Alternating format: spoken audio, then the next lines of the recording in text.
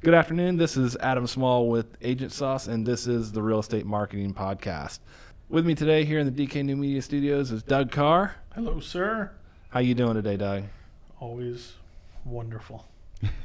Seem a little subdued today. Just a little bit, but I'll let it slide. Thank you. And we've got Austin Day, intern Austin, with us as well. Hey guys, Doing all right today, Austin? not too bad. All right, great. So what we're looking at in particular today is using SMS as opposed to any other technology like Bluetooth.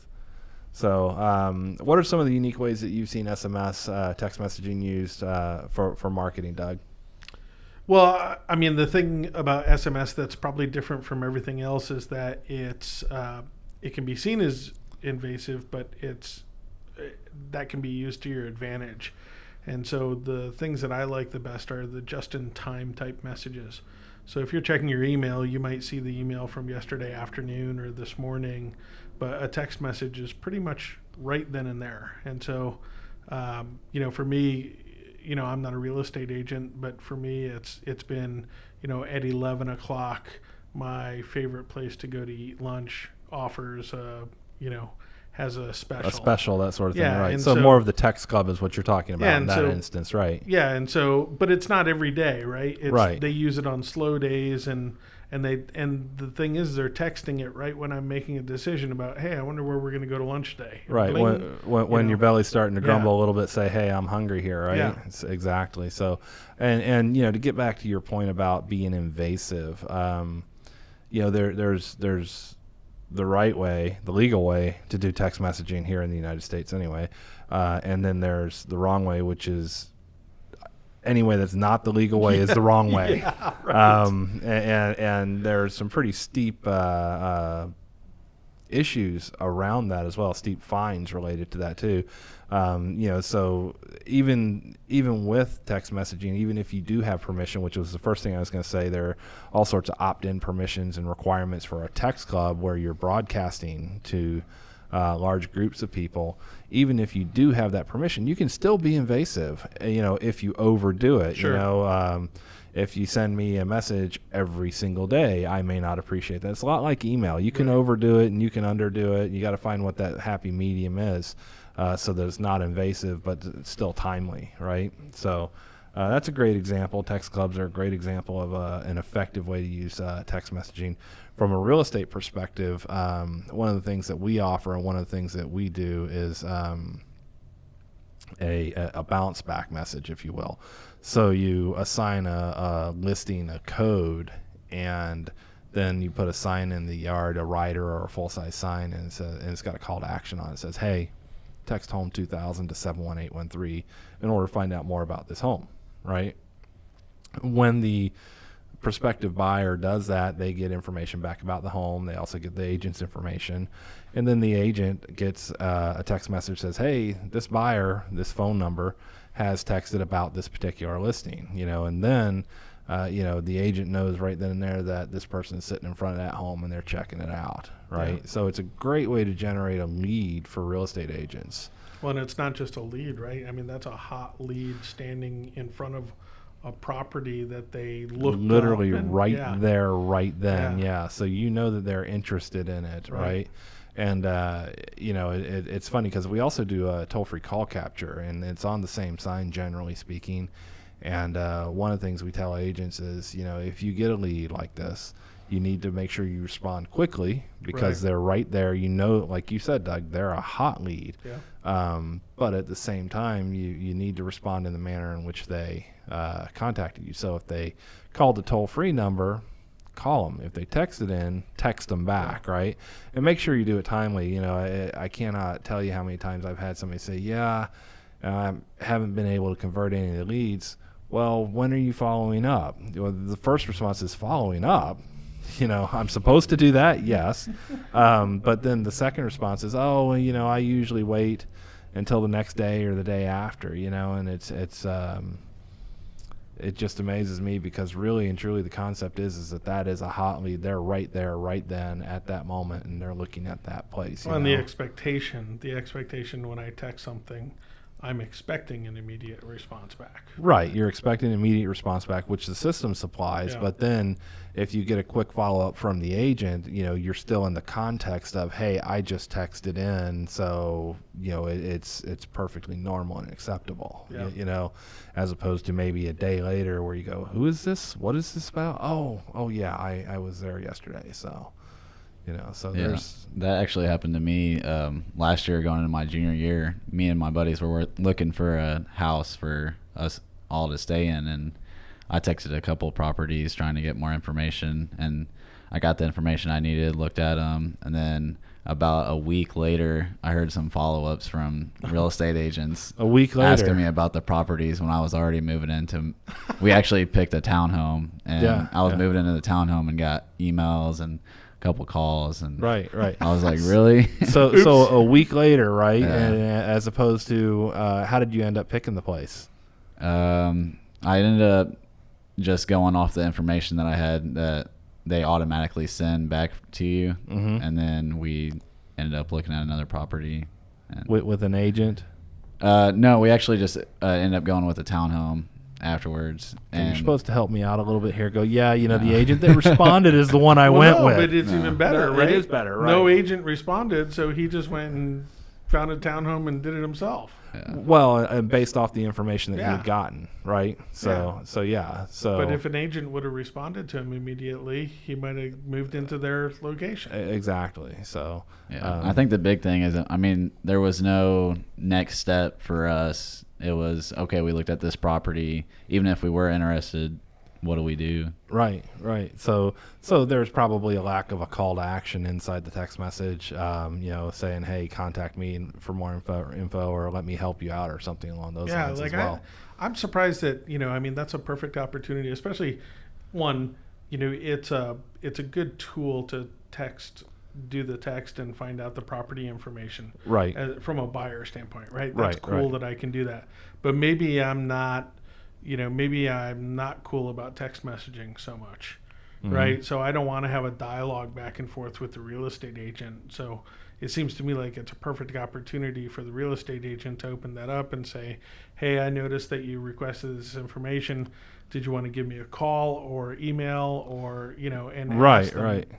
And so make them feel more comfortable that they can get in touch the way they Communicate. want to. Exactly. Yeah. Communicate with them in the fashion that they want, and like you said, leave it open-ended. Let them decide how to communicate with you, Yeah. So, and then obviously the timeliness is a huge factor there. So as we were talking there, something that occurred to me was, what are the good elements of a text message? I mean, you've got a short amount of space, right? 140, 150 characters. To get a good message across right now in a real estate, people are wanting information, and most of the time what they want to know is bedrooms, bathrooms, and price, right? Because those are what's important. You got to know where you're going to sleep, where you're going to shower, and what it's going to cost you. Beyond those things, what are the good elements that you think should belong in a text message, Doug? Lots of shortcuts and emoticons. Yeah. So I have to stare at that thing and go, wait a minute. So is instead that of what is YOU, that? it's a U. Oh yeah, And- yeah. No, that's actually on the list of do not do. Right, is shortening the letters grammatically Right. and all, just shortening the words grammatically, just because it appears Fits, yeah. unprofessional. Use multiple messages. Yeah, I exactly. was So kidding. I know, but it was funny. Thanks. Yeah. I'm gonna send you a steaming pile of poo. Wow. I hope you're talking about the emoticon. Yes. Just open your door one night, it'll be on fire in a bag. I'm cutting that out too.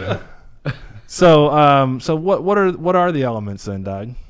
Well, I think probably the first one is thanking someone, right? Right. Someone wants to know that you appreciate their business. So I think right off the bat, hey, thanks for requesting information on this. And then offering for assistance, and then providing a path. So so the first one is thank you. The second one is, if I could be of assistance with anything, please let me know. Mm-hmm. And then the third is probably saying, if you want to download a information sheet, you can get it from here. If you want to write me via email, or now you have my phone number. Maybe you can send your contact card, however it is. But You can do MMS and stuff with images and, Yeah. and maybe have a real good time with that. So. Yeah. And so that's what it seems like to me is you don't really know that person's intent. Right. They could be a real estate investor. They could be, someone just Just browsing. just browsing. Yeah. So asking for more information is probably the safest way to not get people upset at you. That Right, You're some right. pushy salesperson that's imposing on their phone. Right. So obviously providing the information they want, thanking them, and then telling them what to do next if they want help. Yeah. Right. And Yeah. honestly, it sounds an awful lot like any other marketing. Right. Yeah. Provide the path, show them the way, and they'll follow you. Right. So, cool. So, Well, you went over permissions, but I think you should go over it in detail. you think? There's a lot of systems out there that violate Yes, there are. the actual legal requirements for Right. sending So a text message. TCPA is the Telephone Consumer Privacy Protection Act or Protection Act or something like that. I'm not exactly sure of the verbiage, but basically it regulates both the auto dialing, text messaging, and cold calling of businesses to individuals. And in regards to text messages, and I'm going to say this right up front, I am not a legal expert. If you're getting into text messaging, bulk groups and stuff like that, check it out. Make sure you consult somebody who knows what they're talking about in depth and make sure that your program is in fact in compliance. And I'll start off with why. And basically the reason for it is that you could be fined up to $1,500 per text message that you send out if you're not in compliance. And to reiterate that, if I sent the same text message to 100 people in my text group, that's not 1,500 because it was the same text message. That's 1,500 times 100, Yeah. and which is what, $15,000. No, it's a little more than that. 1,500 times 100 Yes. times 10. Oh shit, 150,000. 150,000. You want to do that again? I knew I was doing that wrong. I knew I was. It's Friday. Yeah, it's Friday. I didn't get much sleep last night. So, that's 1,500 times 100, which is $150,000, which is a pretty steep fee, for, especially for just trying to reach 100 people, right? And generally speaking, that's for group messaging applications where, they join a text club and that sort of thing. And at a high level, I can kind of go over some of the requirements. And again, not legal advice. Make sure you look it up. But basically, you have to have permission in writing, is what it says. Now, you can do digital permission, which a lot of people do with text messaging, where they say, "Hey, do you want to opt in? Yes or no?" And people reply with a Y in order to indicate they do, and that's considered the digital signature, digital in writing. But then there are all sorts of other requirements that have to be on that signage that's doing the call to action, and that's the frequency of the messaging, standard message and data rates apply, how long the message is the program's gonna run, who to contact, how to opt out, and that sort of thing. So there are a lot of rules and regulations around how you create a group that you can then broadcast messages to after they opt in. For text messaging for real estate agents, so it's a little bit different using the bounce back system. Generally speaking, you have a call to action. You still have to indicate that standard message and data rates apply and that sort of thing. But generally speaking, so long as you're just sending back the single message from the short code in response to what they're doing, then you're okay, because you're not auto dialing, you're not broadcasting, and you're responding to their request. You don't have to worry about TCPA so much insofar as the group messaging requirements and stuff go. But if you start broadcasting to those people that have sent in for a bounce back, then you've got a whole other world of trouble because you didn't follow all the rules and regulations around that. And it's funny because that's one of the things that we get, probably the most asked question we get about text messaging with our system is, well, hey, if the price changes, can I text everybody that texted in and tell them that the price changed on this listing? And we say, no, we don't do that. And well, other people do. Yeah, they do, but they're not, following the regulations because their calls to action aren't right. We've seen them. Their sign is very much the same as ours. It doesn't have all the call to action requirements on there. Their text messaging doesn't have the, reply Y to opt in or any of that stuff that's required. So, they are in fact in violation. And, the really kind of shady part about being in violation is that these people are building a system, but they're not accountable for it, because the person that's accountable for being in compliance with TCPA isn't the provider of the system. It's the person who's sending the message. So in this case, it would be the real estate agent. Wow. And for bulk customers, for people that are using the bulk messaging, sending to groups and stuff, it's not their provider that's responsible for it. According to Congress, has been or judges or whoever it was, basically it's been determined that they're more like utilities in that sense. They can't be held accountable for what you're putting out. Yeah. So it's you as the customer that's responsible for the messaging. Now, that's not to say that at some point in time, you as a customer get hit with a $500,000 fine or something like that. You're not going after the guy that was selling it to you. But it's still it's a tough sell. It's something you want to be really careful with.